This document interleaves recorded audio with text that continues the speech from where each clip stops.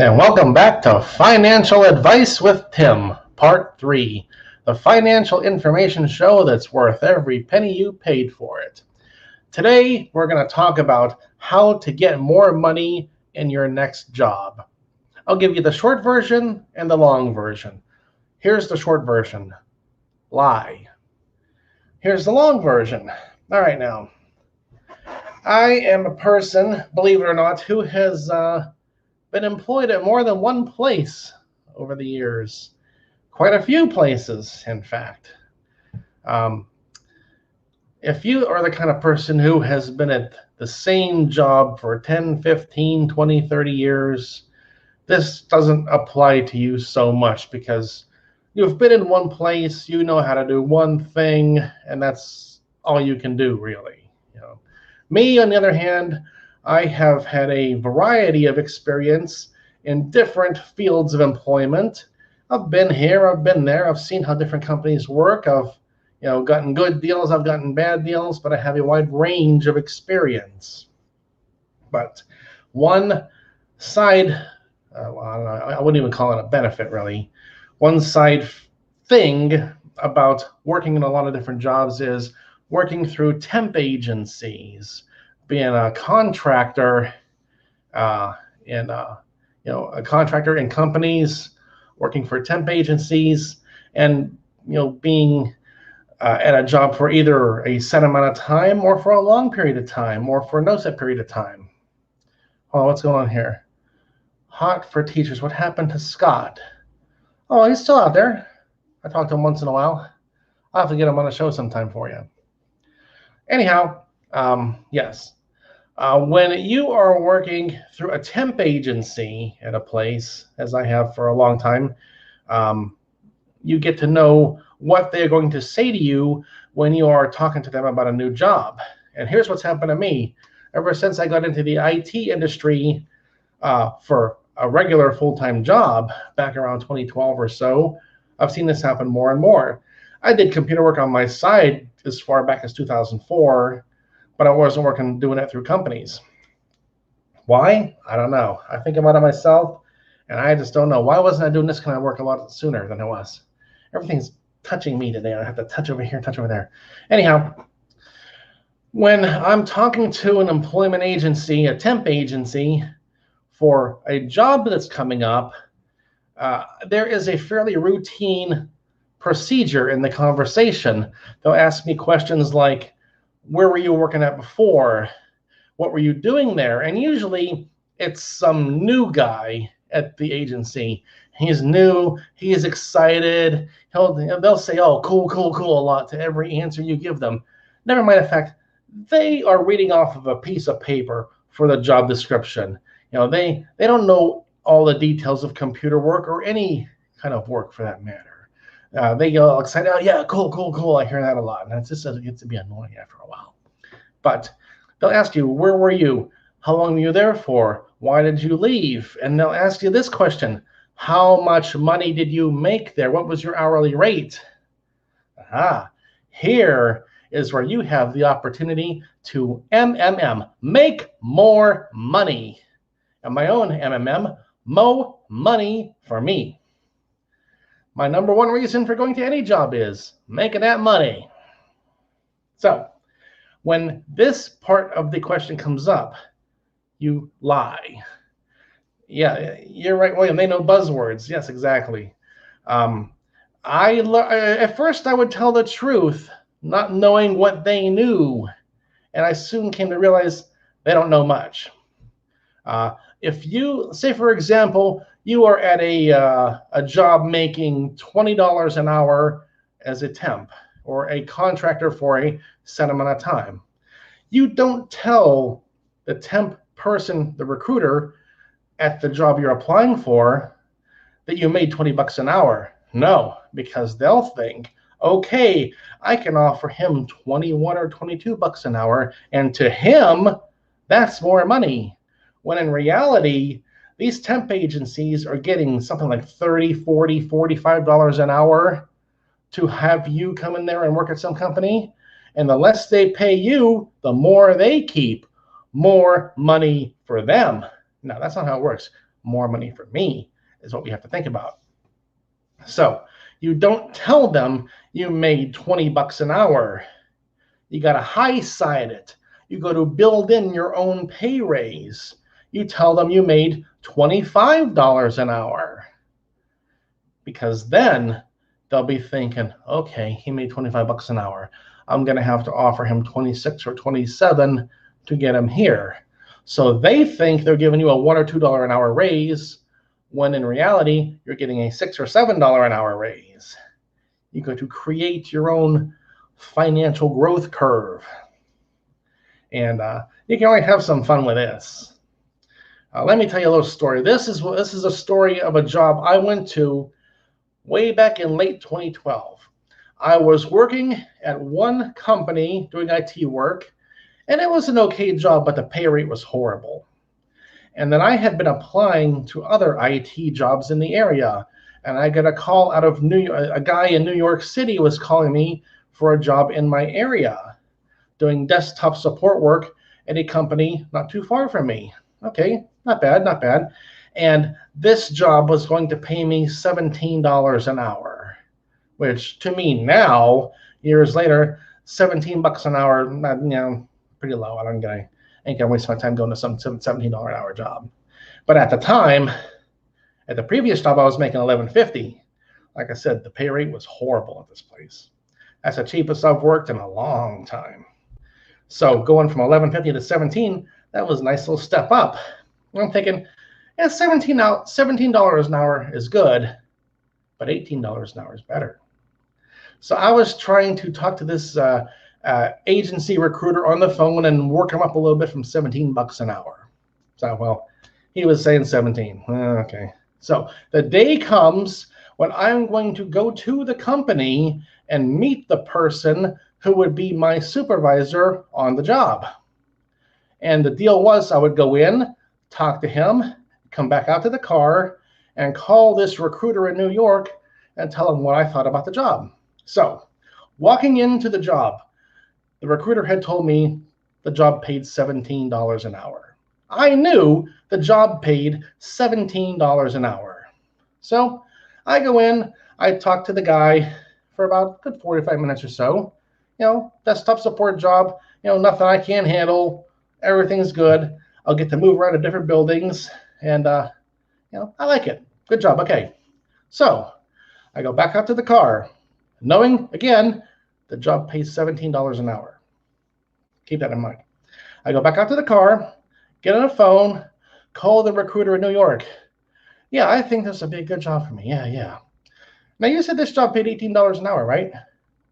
And he's like, yeah, it's $18 an hour. And in the car, I'm like, I just worked myself in a $1 pay raise right there. Even small victories can be good in certain situations.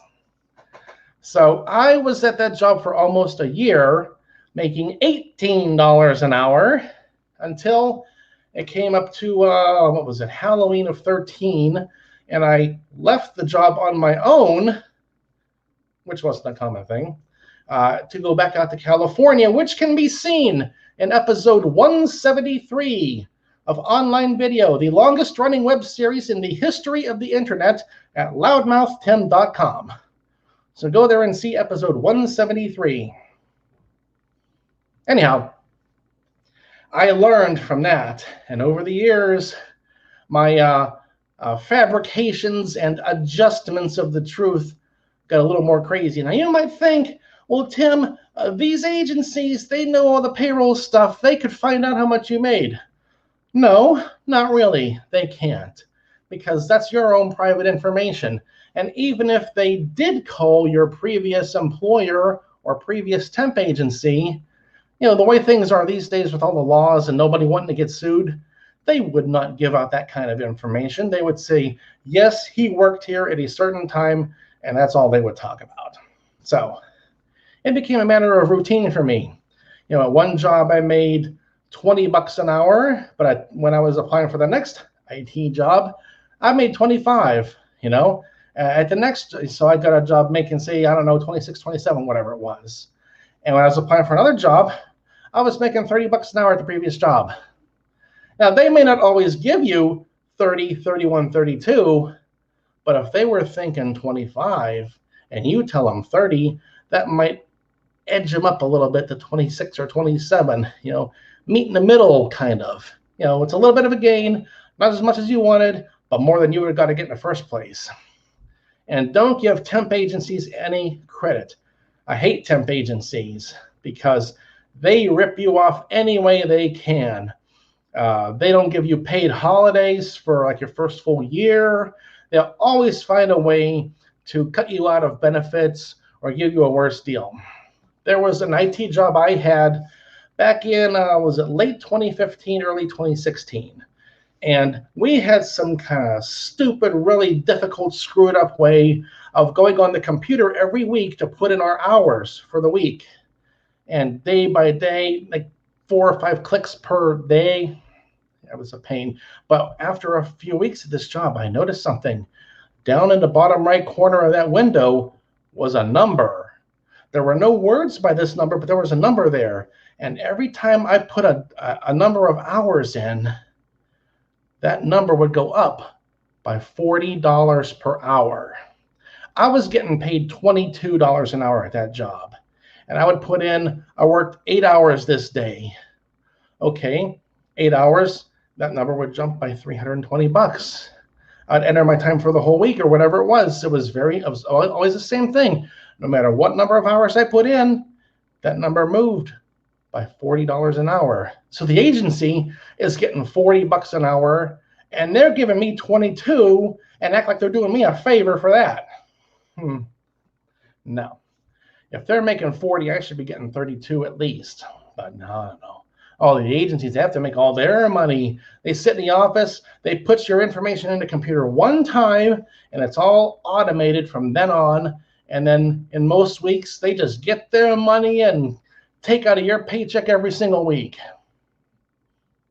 So that's not my kind of thing. Let me take a look here at the comments. What do we have in comments here? Hello, everyone. Wow, we got 6 people watching. Yeah. Tim, what do I do? I do IT work these days.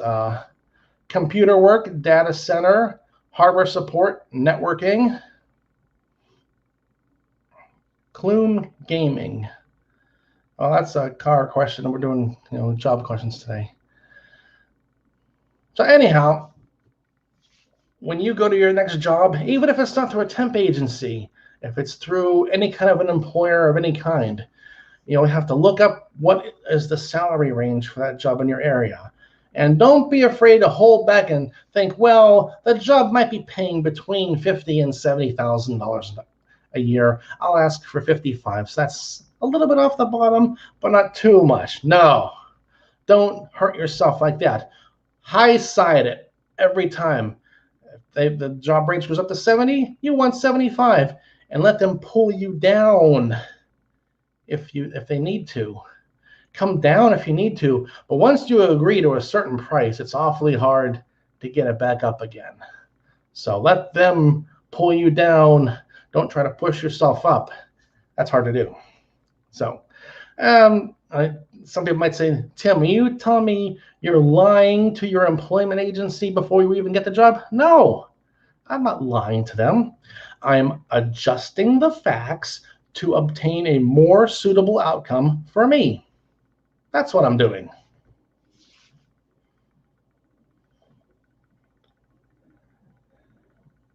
Yes, William, you're right. You have to make them feel like they got a bargain. Well, you can't give them too much at temp agencies or even a regular employer, because it'll be 6 months to a year before you can even get any kind of a pay raise, and even then it ain't going to be much. I remember one job I had way back in 2008. I'd been at the job a year and a half, and they were talking about pay raises for everyone, like a review for everyone. And I was thinking, well, this job was like 12 bucks an hour. It wasn't even computer work. I had to drive a long way to get there. I need a $2 pay raise to, make this a good pay raise. Well, as I found out, their idea of a pay raise was 25 cents, And that didn't even matter because it became one of those meetings where, yeah, this is your last day here. So didn't really matter at that point. But anyhow, if you're going to go to any job, and you can even play around with this a little bit, so even if you are in a job somewhere, experiment. Look up a job that you might want to apply for, even just for testing this whole idea. Call them, send in your information, call them, make like it's an interview, make like you're serious about taking this new job, and work them on the pay rate numbers and see, well, I work at this job making this much money, I need this to come over to a new job. And well, we are here and we can come up to here and no. I'm up here, you're down here, and we got to meet in the middle at least. And yeah, these temp agencies, they make it like, oh, we give you an extra $1 an hour. Yeah, you're making 15, 20 bucks an hour on me. For every hour I'm at work, you're getting paid. Well, Tim, the agency is handling all your employment information and your benefits and your taxes and everything. Hey, that's their problem. If they can't handle being in business without that money, then they need to get themselves a new business. All right, well, that's my episode today about financial advice with Tim, how to make more money in your next job search. So learn from this, experiment with it, talk to some temp agencies, and really work them on the numbers. Forget what they say. It's about what you need to get for bigger numbers. That's what's important. More money for me, more money for you. Doesn't that sound good? All right. Where'd my mouse pointer go? Here it is.